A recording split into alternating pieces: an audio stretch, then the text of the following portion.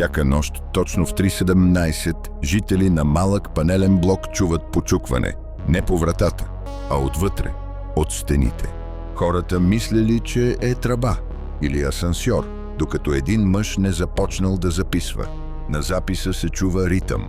Бавен, умишлен. Когато го пускат на инженер, той замръзва.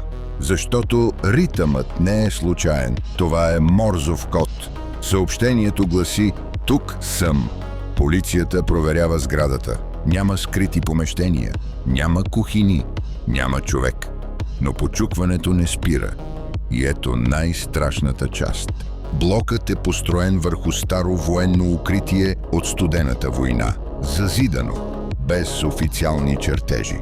Последният запис е от нощта, в която звукът внезапно спира. След него пълна тишина. А в стената на мазето по-късно се появява нов надпис. Надраскан отвътре. Вече излязо.